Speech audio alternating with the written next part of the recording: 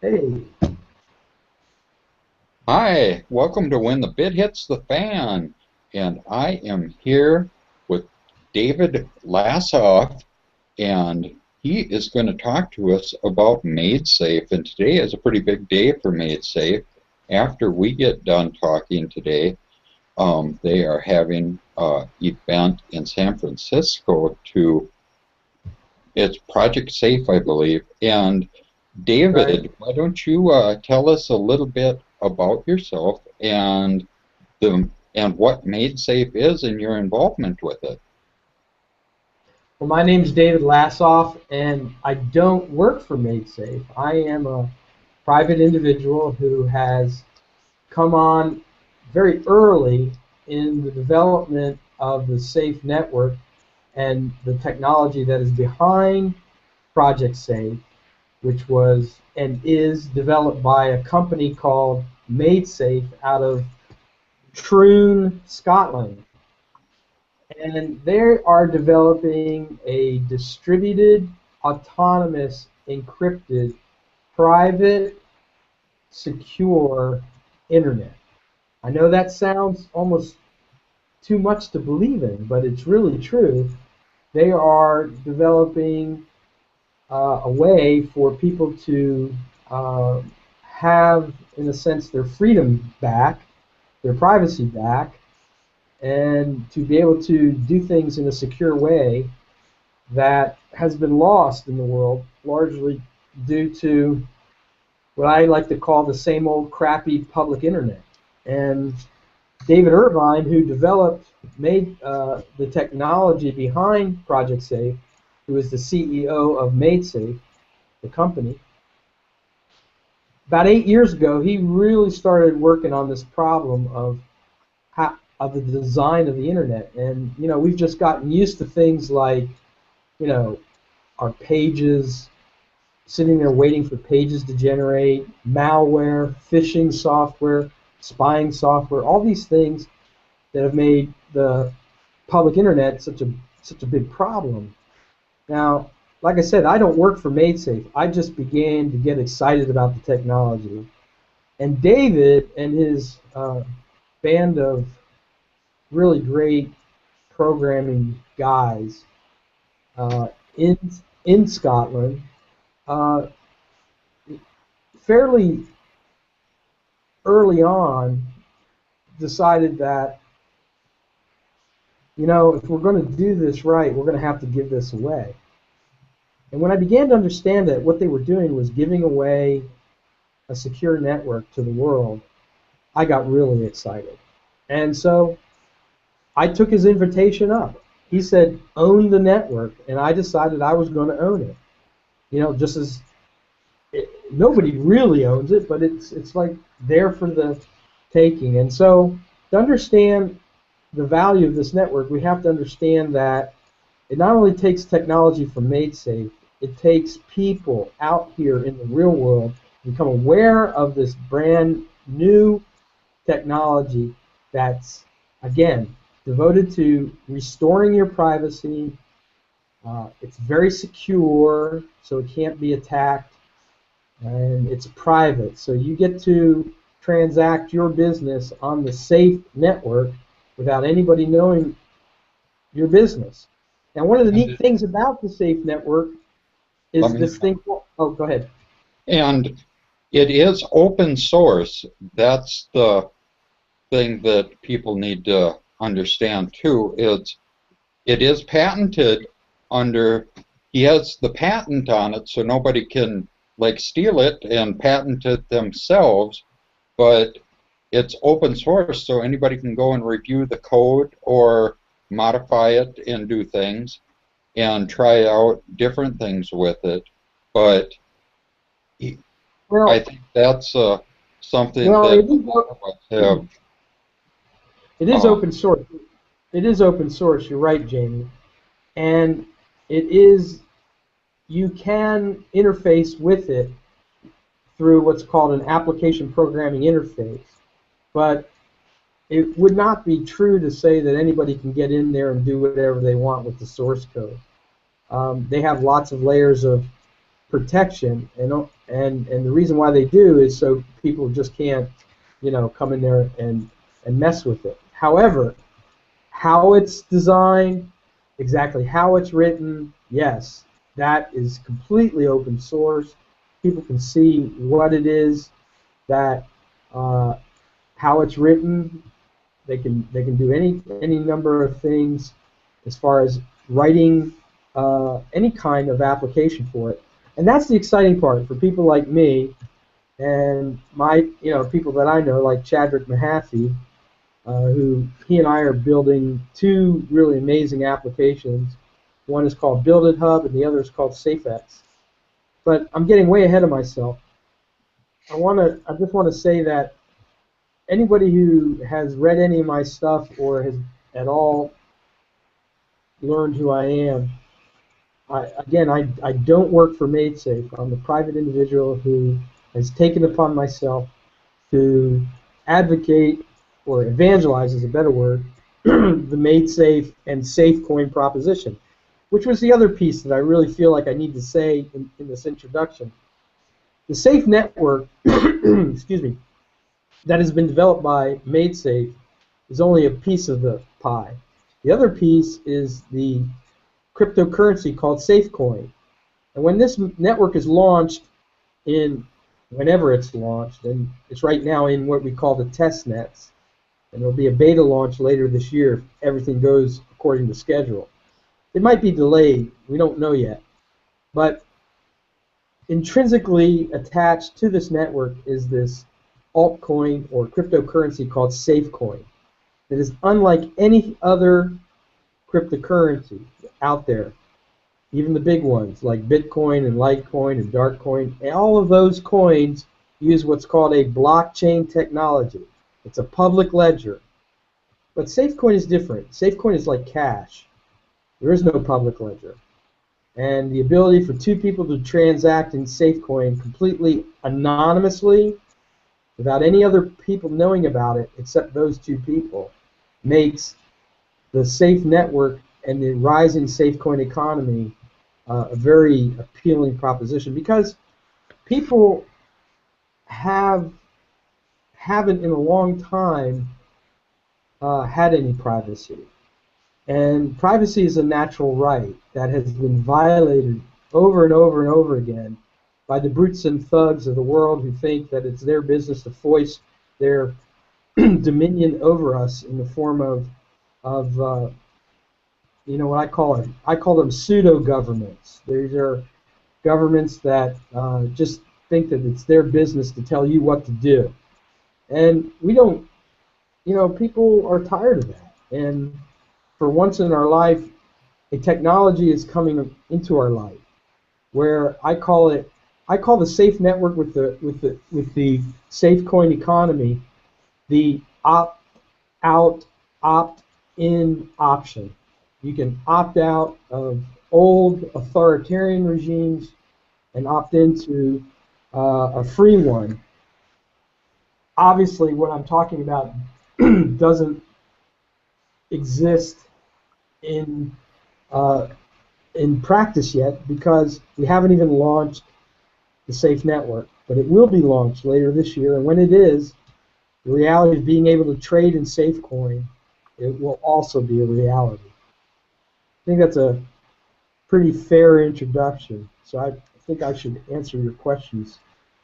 Whatever Yeah. you think. Yeah, Is that a pretty fair introduction? I don't know. yeah, it was pretty thorough.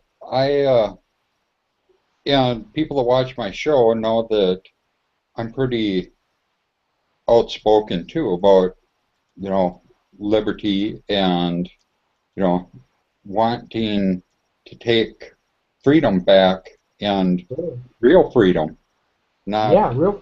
Yeah. not the freedom that they tell you what you can do and you call that freedom, freedom that you get to actually choose what you can do. And that's the promise of Jamie. That's the promise of the Safe Network with the Safe Coin economy. And the other thing that I was excited about with the safe network was unlike things in the past, like Napster started off. That was more of a greed-based network where people would connect to the network just long enough to download the song that they wanted or whatever, but when you were connected to the network, you could see the songs that you wanted, and there'd be 7 available, and then it'd be down to 3, and then there'd be 5 available. And it was because people would be jumping on and off the network because they'd only stay connected long enough to get what they wanted, and then they would disconnect again. They wouldn't stay connected because there wasn't an incentive to stay connected and keep your computer connected to the network to keep sharing your stuff 24 hours a day. And I think MadeSafe addresses that problem quite well with the SafeCoin model. And maybe you can expand on that a little bit? Sure, I'd love to. Well, what you're talking about is, oh man, this is so cool. You know, for the first time, average people who are just users of computers can sign on to a network, and by lending the network some of their memory that they're never going to use. I mean, just go look in your computer hard drive. You know, there's hundreds of gigabytes that are sitting there doing nothing. Well, by lending the network some of your memory on your machine that you're never going to use, you're going to earn SafeCoin. And we call that farming for SafeCoin. Like a farmer farms and takes care of crops, you're going to take care of, well, now this sounds crazy, but you're going to really only take care of bits of information, shreds of information. What I mean by that is one of the things about the Safe Network that's really cool is that things are stored in pieces, in just little tiny chunks of data. And where they're stored, nobody knows. Not the people that are storing it, not the people that have written the applications or have created the data in the first place.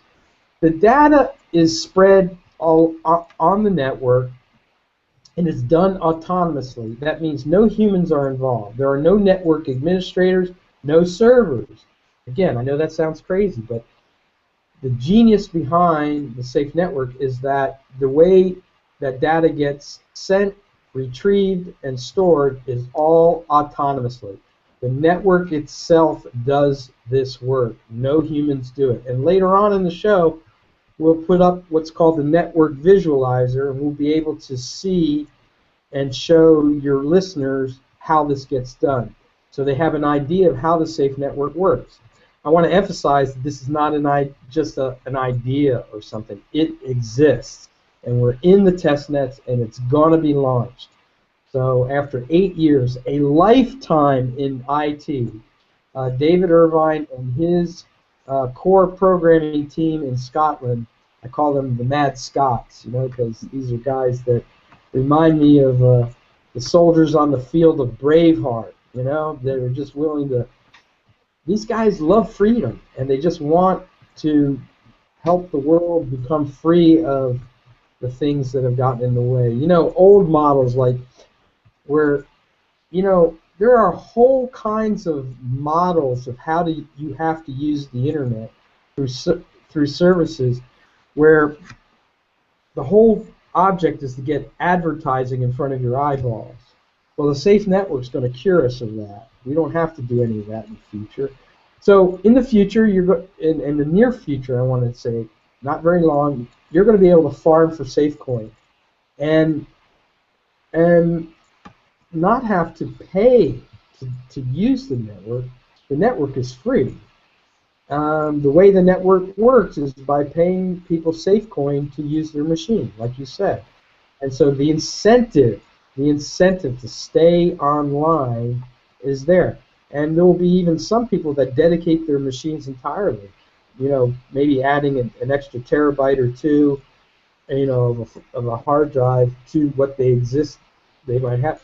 I have a prediction for you, and I want your listeners to hear about it. I think just like old vinyl records and turntables made a resurgence, we're going to see the return of the desktop computer, because a desktop computer can take uses a bigger fan and fan motor, and it'll keep cooler because there's all that space. And so it's perfectly designed for this purpose. You don't need to go buy a big expensive machine, for less than $1,000. You could probably stitch up your own farm and lend it to the safe network, earn some safe coin, and leave it on, because desktops are designed to be left on. A laptop, you really need to shut it down every now and then. And even still, a laptop or even a tablet or a smartphone can source for the safe network. And the genius of the safe network is that when machines come on and off, nothing gets lost. So that's a whole big discussion too. But the bottom line is they've figured it out, how you can always have data, always have applications, always have everything that you are storing or using or transferring on the network available, even when machines go down. And because that's reality, machines are not always going to be up for whatever reason. Maintenance, they go offline permanently, they go off, they come on. The network, in order for it to be robust, must be able to deal with that. And David and his band of core programmers have figured out exactly how to do that. Again, what you would be storing on your computer are shreds of data. You can't access it because you don't have the encryption keys yourself as a human being. The only people that can call that data back is the authorized retriever who created that data, or who is authorized by the creator of that data to call that information. And where it's stored, nobody knows. So nobody can get to it to corrupt it or use it against you. And they're just bits and bytes of stuff that you have no access to. And by the way, you don't get paid SafeCoin to store the data. You get paid SafeCoin when that data is requested and to be retrieved again. So we call that action a get, a GET. When you, as the creator or the authorized recaller of that data, asks for that back, wherever that was being stored, a computer algorithm, no humans again, computes how much SafeCoin that machine earned by sending the data back to you. That's what it's actually doing. And again, it's all done by computers. There's no humans involved, and it's a great thing, because we're coming into a place of being able to regain our privacy and have security again in our transactions and in privacy, and to, for probably the first time in the history of this people-populated planet, shift out of authoritarian regimes to gain our freedom. And it's going to start on the safe network, and in time, and I don't know how long that would be, but this revolution, I call it the 99% revolution, will take place in the real world. But it's going to have to start somewhere where it's safe. And for any of your listeners who are liberty-minded, if you remember the book Atlas Shrugged, there was a place called Galt's Gulch. It was the place where all the intelligent and productive people who were tired of being used by the authoritarian regimes of the world, they just opted out and they went to a place called Galt's Gulch. Well, the Safe Network is going to actually become like that, and we'll be able to, be together, work out how we're going to regain our freedoms in the real world, in the safety of a place where nobody can spy on us, nobody can get into our business, nobody can take our freedom away.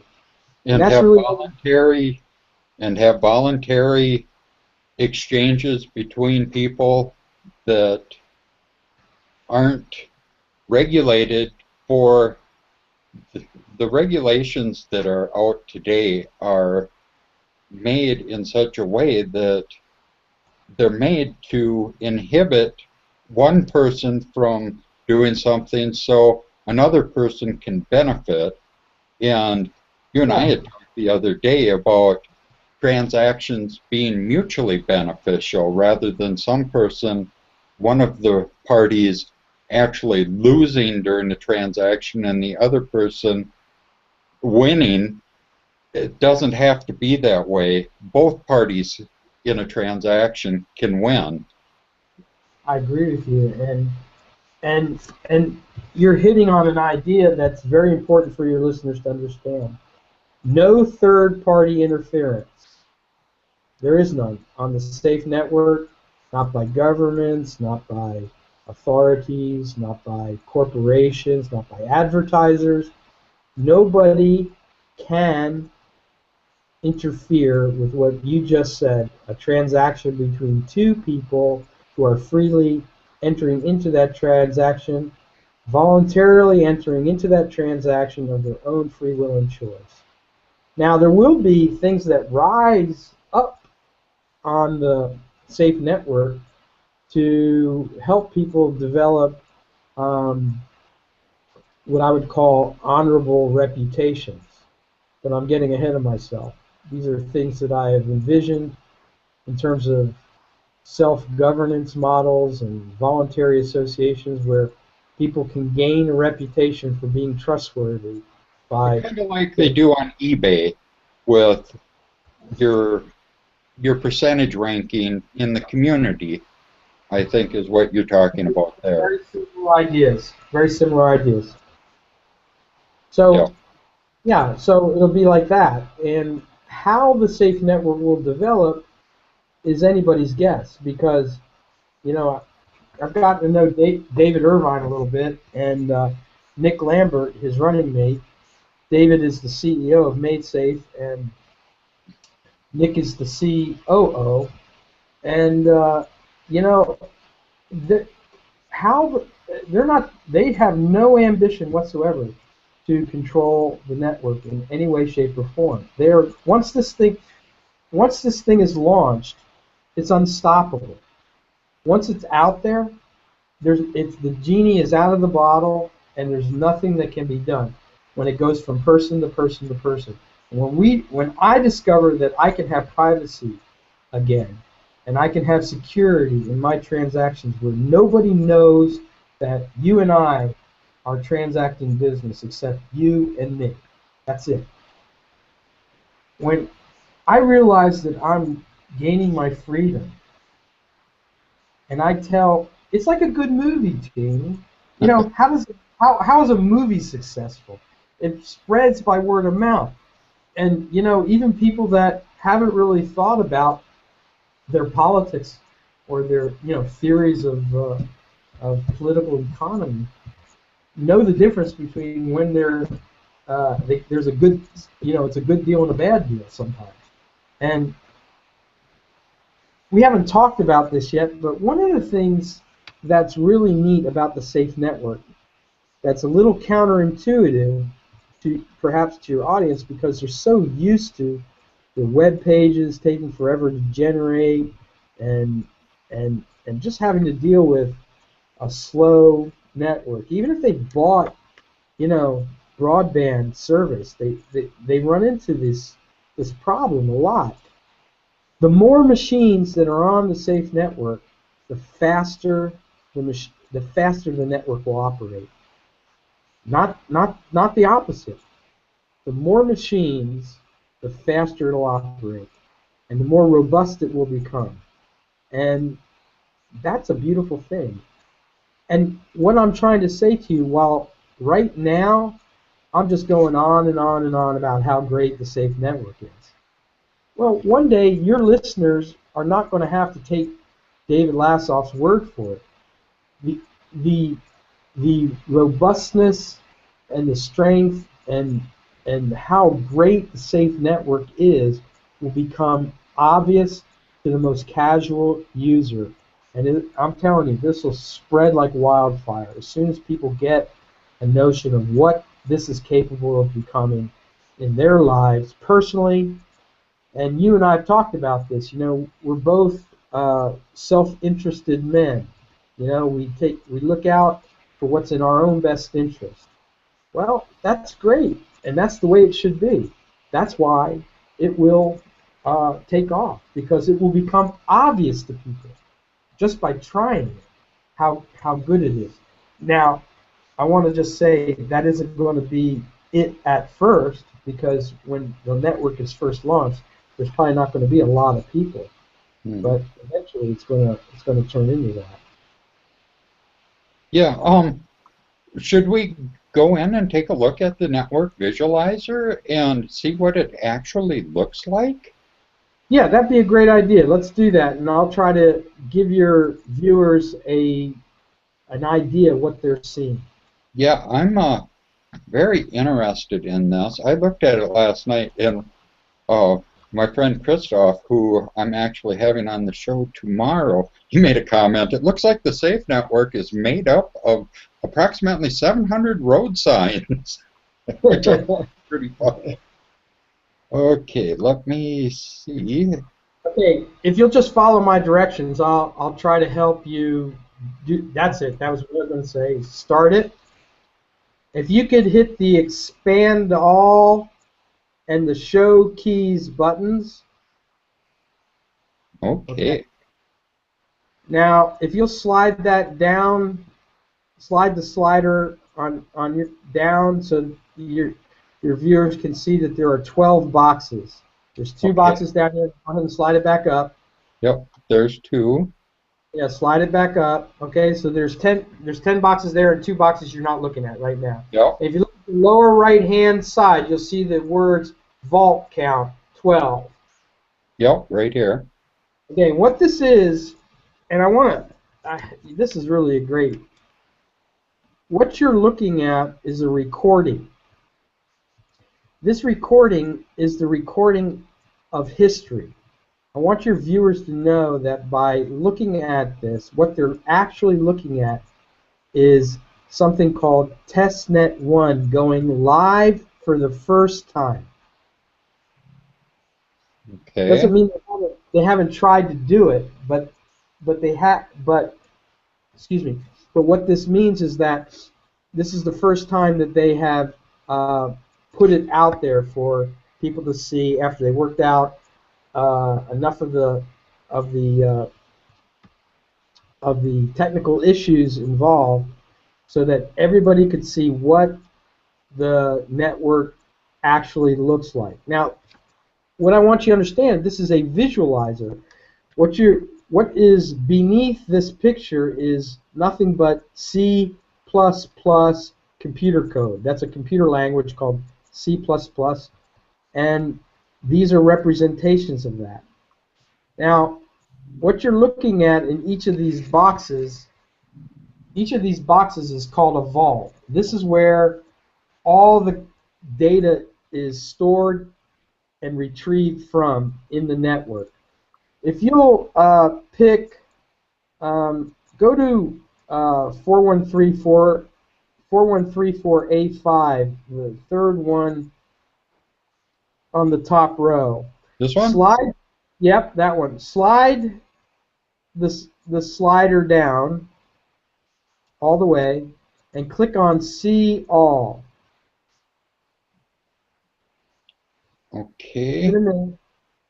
Is the new window opening up on your screen? Yep.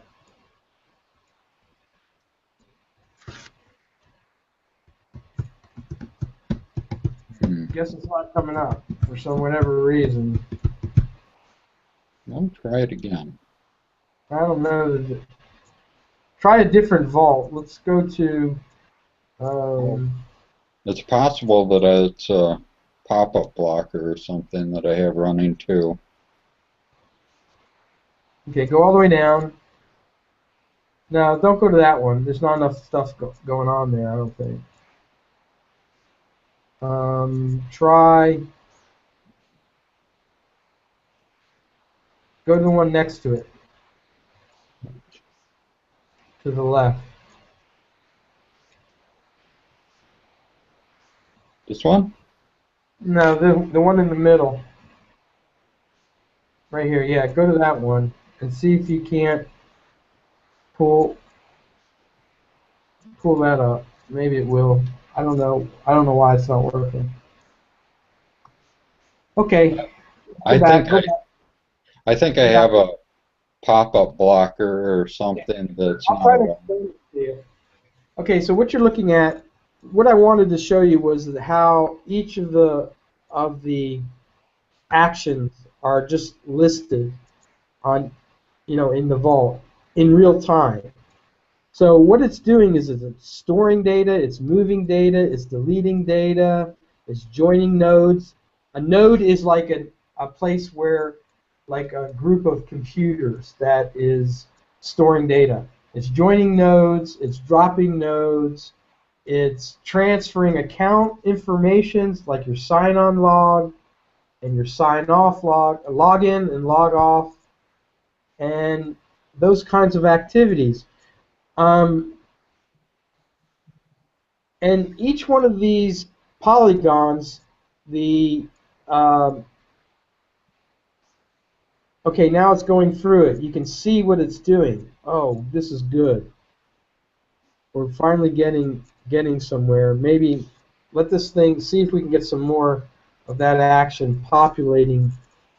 By the time this is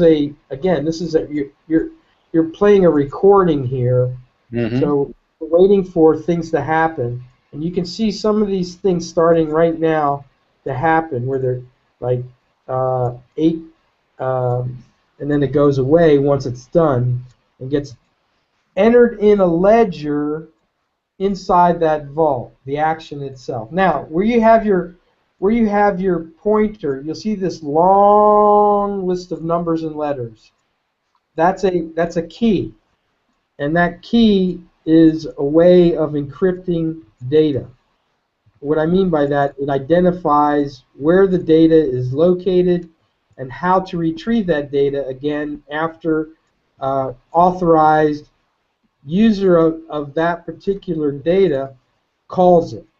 So if I'm sitting here in Israel where I live and I want to get data off the safe network, I can request it. It shows up on my machine. Where it came from, I don't know. But it was stored in the network itself. The network is nothing more, nothing less than the connections between people's machines, the same kind of machine I've got on my desk. Doesn't mean you can't have a server. You can.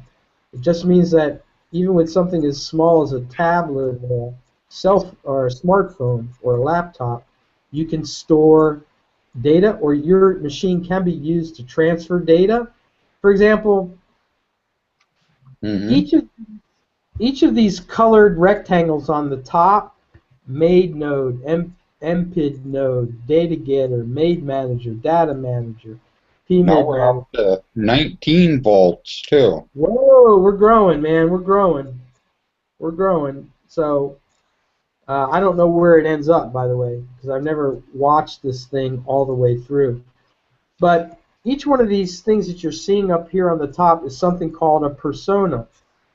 So data is data, bits and bytes, and zeros and ones, and you can use, and data can be a document that you store. Data can be an application that you use, something that's like, for example, if I was inventing a safe network uh, like Skype kind of application, you would be sending, you would be moving data a lot. So the persona of that application would be occupied with the transfer of lots of bits and bytes across the network. And like I said, the faster that the network, I'm sorry, the more machines that come on the network, the faster the network will operate. And what you're seeing happen here are different actions where machines are coming on and coming off. accounts are being removed. But when the account is removed, the data, see, the data is copied on the safe network 4 times. And they have this other feature called opportunistic caching, which means they drop copies along the way between nodes, and then they go away if they're not needed. But the idea is that being able to access data is very simple and easy despite the complexity of the encryptions. And even if a machine goes offline, it doesn't impact whether or not the data is available, because the other machines notice, even if it's a millisecond difference, even if you had 4 machines that were going off in a millisecond of each other, they detect and clone data and send it to a different node, and it's a beautiful system in that respect. So I don't know if that answers Yeah, answers it's answers very, what you're looking at. The bottom line I want your viewers to take away from looking at the network visualizer is that the safe network is real and functional, and is in the what are called the test nets, the time when MadeSafe is testing all of the functionality of the safe network. And when that is complete, we will have what is called the beta launch. The beta launch will be the first time that the network is accessible publicly, and I will be providing. Thank you for asking me about my website, as you did earlier, because I will be providing the public, people who follow me, uh, the information that they're going to need to know when, to download the client software, and it won't cost anything. Again, this is a free network, and so pay attention and stay tuned, and I'll make sure that you and your listeners know when you can download that software and begin to use the safe network. However um, primitive it is when it first begins, because what we're talking about is the reinvention of the internet as we know it, and we're talking about a process of time where people will migrate to this safe and secure and private and free network, and that doesn't happen overnight. You know, just like any other technology, there are pioneers and earliest adopters, and Jamie, you're one of those, and probably your listeners are too. So we're paving a way into a brand new and very, very bright future. I can't emphasize that enough. The future for freedom lovers is very, very bright because of the safe network. and right now, what are the specific projects that you're working on yourself with the other people? I know you had mentioned Chadrick, and I know you're working with another person in Florida, and Chadrick, I believe, is in Michigan. Why don't you tell us a little bit about those projects? Okay, so like I said, to understand the safe network, you have to understand, one, MadeSafe and the technology that is the safe network. Two, SafeCoin and the rise of the SafeCoin economy, with SafeCoin being intrinsically tied to a safe, secure, and private and free network. So those two things you have to understand. And the third part of this beautiful crypto space, as I like to call it, the cryptosphere, is people like you and people like me and people like Chadrick, private individuals who are saying, "Hey, I'm going to own this free, safe network that David Irvine and the guys at MadeSafe are giving me, and I'm going to do something with it. You know, I'm not waiting to be told what to do. I'm going to decide to do something." And so that's for anybody. And it doesn't cost anything other than your own initiative. You know, no one's standing there at a gate trying to collect a fee from you. the two projects that Chadrick and I are working on, and we are talking with other individuals. Um, I have spoken to a few people now, but Chadrick, who does live in Michigan, and I live in Israel, we met through our mutual interest in the safe network. And to make a long story short, Chadrick had an idea for many, many years, and he couldn't do it until a decentralized, autonomous, distributed, encrypted network showed up. And that idea is called Build It Hub. And what Build It Hub is, it's a place for application builders to come and to find great projects to work on and to earn SafeCoin building those projects on the Safe network. That's kind of it in a nutshell. And Chadrick has amazing ideas, and we can't do it ourselves. Actually, we need others to help us, and everybody who comes along can own a piece of the pie. We're all going to get paid in SafeCoin. If we build a really great application, people will come there, and that application called Build It Hub will earn SafeCoins just like any other application by virtue of the fact that people will come and use it. So that I call that a meta application because it's an application for application builders. The other project we're working on is a very exciting project connected to the rise and development of the SafeCoin economy, and that's called SafeX. And what SafeX is, it's very easy to understand. I should go backwards a little bit. I'm going to say something and then I'll explain it later. Okay. Okay. First of all, I'm going to say something, and just for a little while, I want you to just accept what I'm saying is true. Oh. SafeCoin, I'll explain it in a few minutes. SafeCoin one day will be very, very valuable. It will be a valuable thing to have. And I'll explain why in a little bit.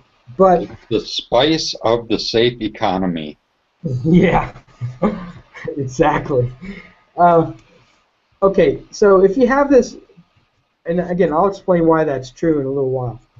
If you have this valuable coin called SafeCoin that's tradable as used as money, used as cash really, on the Safe network, there will come a point where you would like to trade some of your wealth in SafeCoin for some other currency, such as a dollar or a euro or gold or silver for that matter, or a British pound.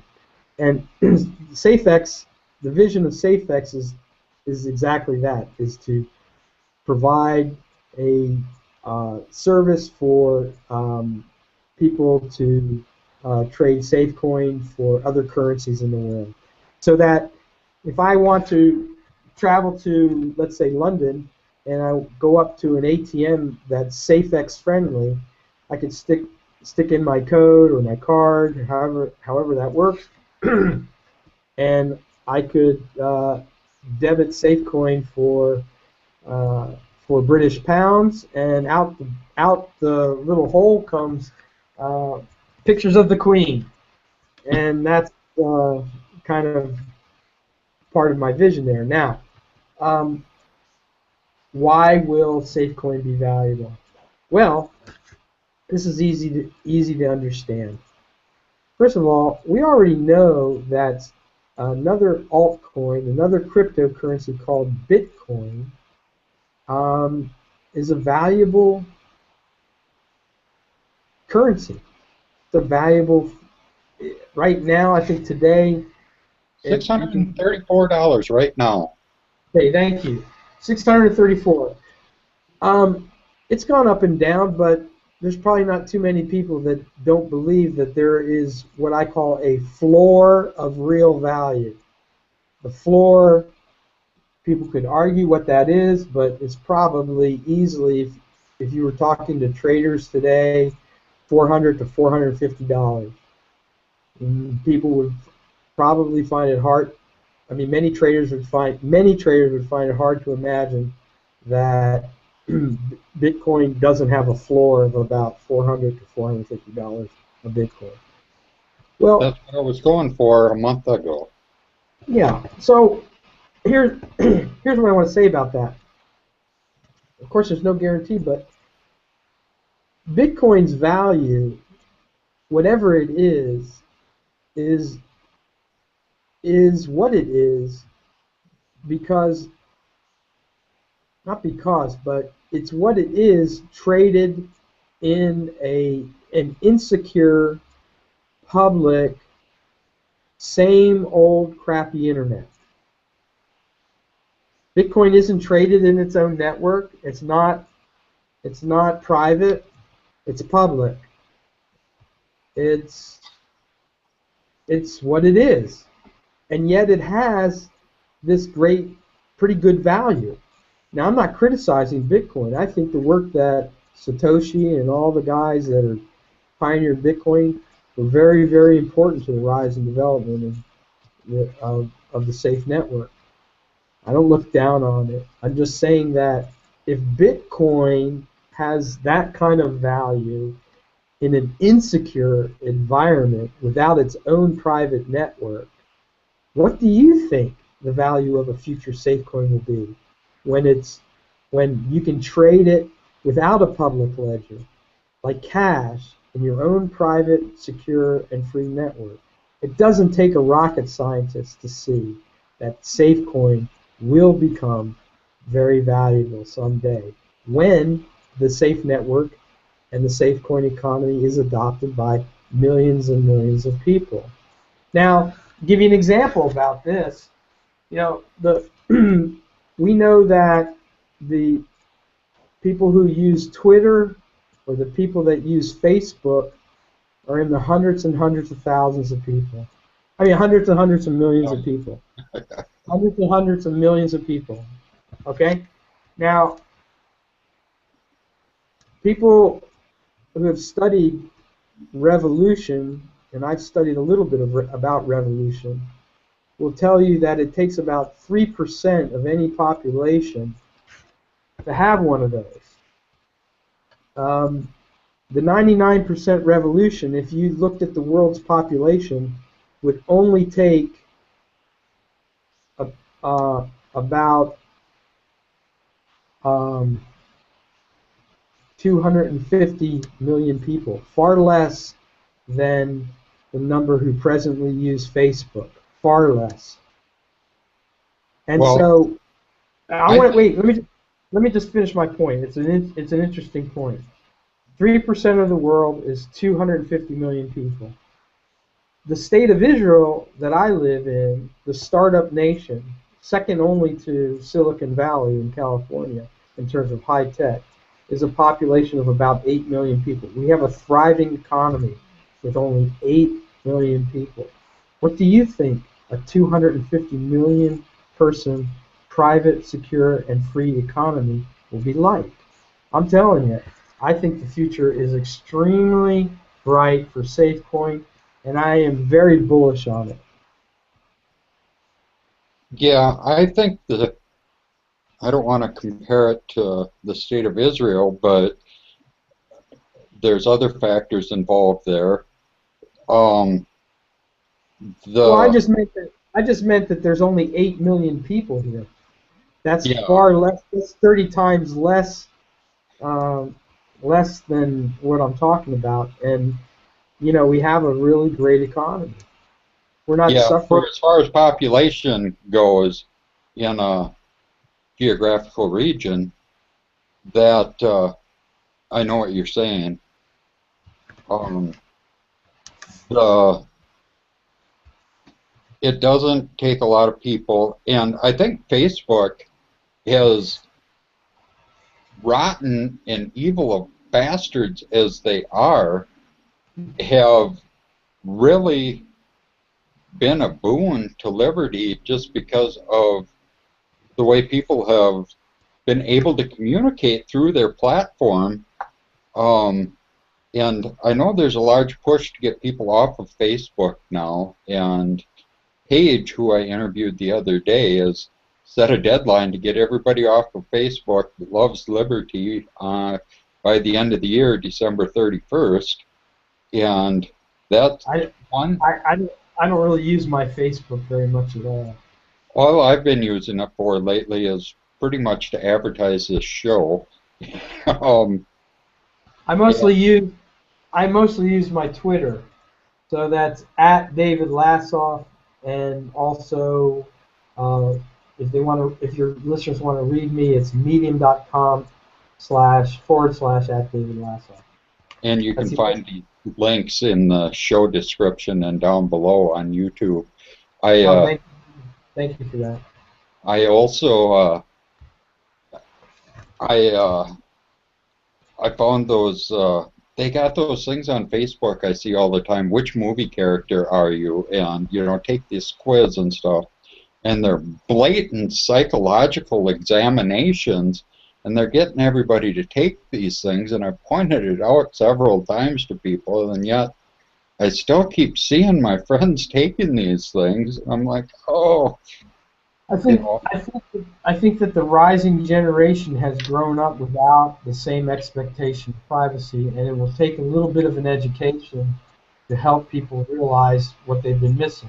I'm 55 years old. I remember when it was like what it was like to have privacy, but it's gone now, and people, are being taken advantage of. Not, I don't. Again, I don't. Not again, but I don't think you need to really look at it too much like a conspiracy when you understand that the models that the Googles of the world and the Facebooks of the world and the Twitters of, not so much the Twitters, but Twitter too, because Twitter does sell its data. mhm. So all about getting to know who you are without your consent. That's really what it comes down to, is that you don't get to choose who gets to know you. You give that up. Anytime you sign on to something that has a central server, unauthorized people are getting into your stuff, or can. That's the truth. The And the safe thing that network. I like about open source software is when I first started seeing Microsoft was probably one of the first big companies that started doing this with their operating systems was you buy a brand new computer, you open up the box, and you see this thing that says, by opening this box, you agreed to this, and it's this big long form. And it's like, I agreed to this because I opened this and found this inside? It was, It's really what they're telling you is our lawyers have figured out that we can get away with, because you opened the box, getting into your business. yeah, That you're basically saying, I consent without consenting. You're being able to be demonstrated to have consented, even though you didn't, to being spied on.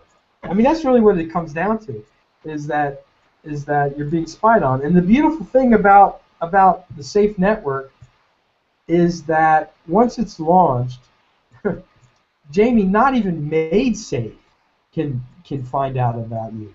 there's no Nobody. back doors. And with the Nobody. open It source doesn't. model, It with the doesn't. open source model, people can double check it and make sure there's not back doors for them to spy Right. on you. Right. So I invite, as your listenership grows, and you get people who want to hang out with us in this chat, want to ask questions live in the future. If you invite me back, I'll be happy to answer them. There have been a lot of developments, and I encourage you to go to medium.com / at David Lassoff and read the most recent Project Save 14.002 update that I just wrote today to tell you about some of the great developments that are going on. And it's happening. I want to leave your viewers feeling very encouraged about uh, they're going to be able to get regain their privacy, regain it, because it's been lost. You're going to be able to transact your business securely without anybody knowing about it. And you're going to be able to get free, really be free.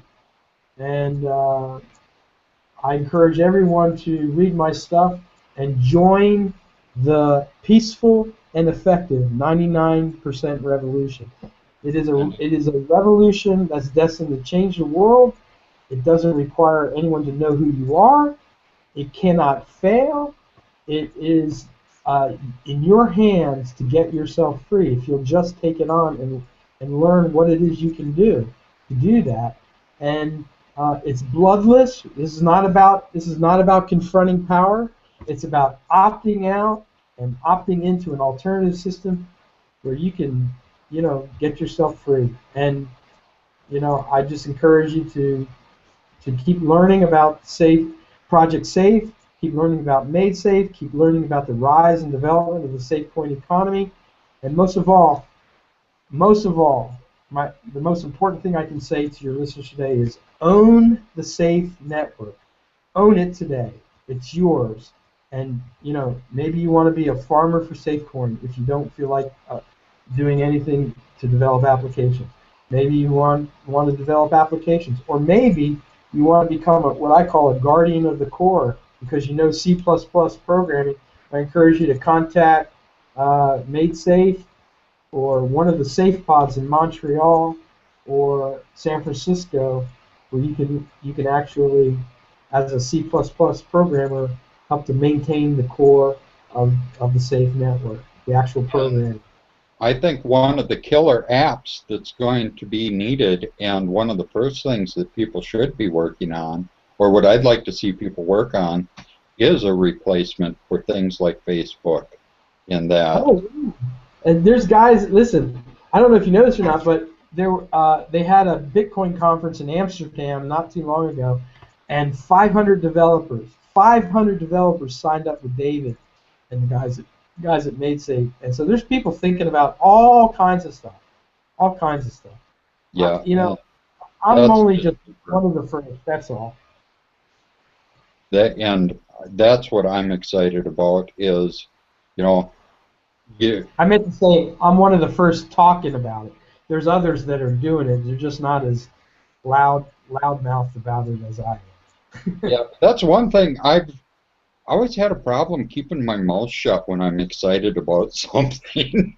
I have that same problem, and I'm probably probably not doing as good a job as some other people could.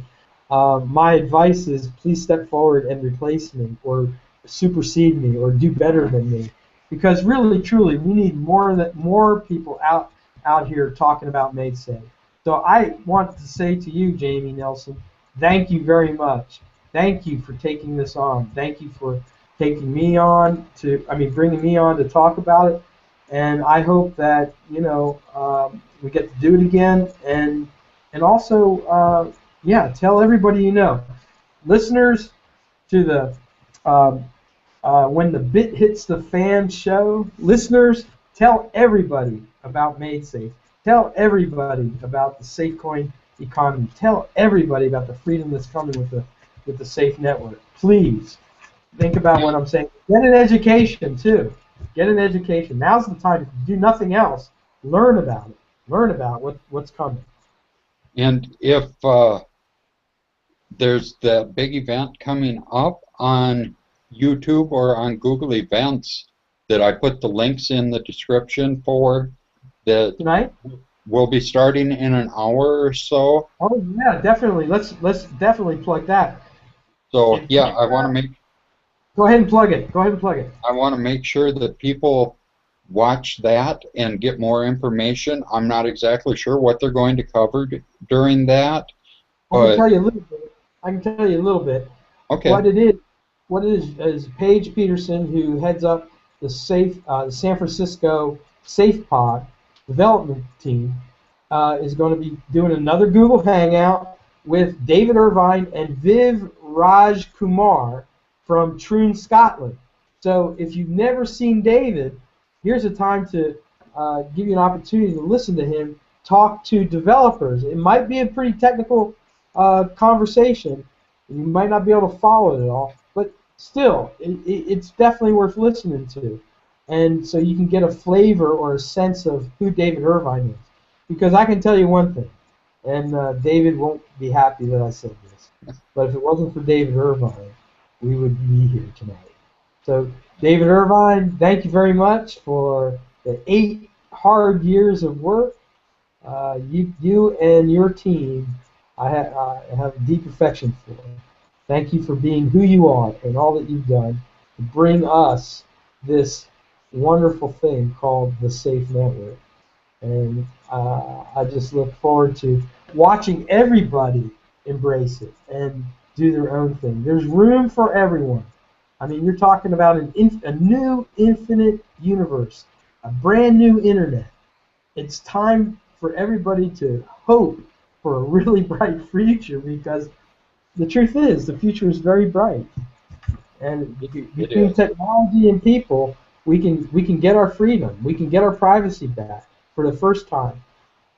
It can really happen, and that is not an overstatement.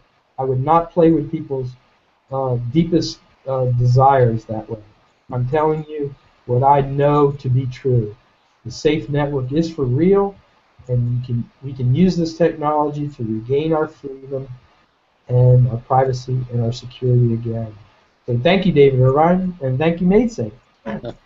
All right. Well, thank you, David Lasoff, and I think Thank we you, will. David Nelson. I think we will stop this broadcast now. If you can stay with me for a minute after I go off the air here. Um, Thanks, you guys. Thanks for listening. yeah, and I will have Christoph Atlas on with me tomorrow at 2 o'clock Central Time, 3 o'clock Eastern, and we will be talking about network security, cryptography, Bitcoin, and anonymity, and some Silk Road stuff. So that will be a very interesting conversation. He is one of the smartest guys I know, so be sure to check that interview out. So until next time, this has been When the Bit Hits the Fan.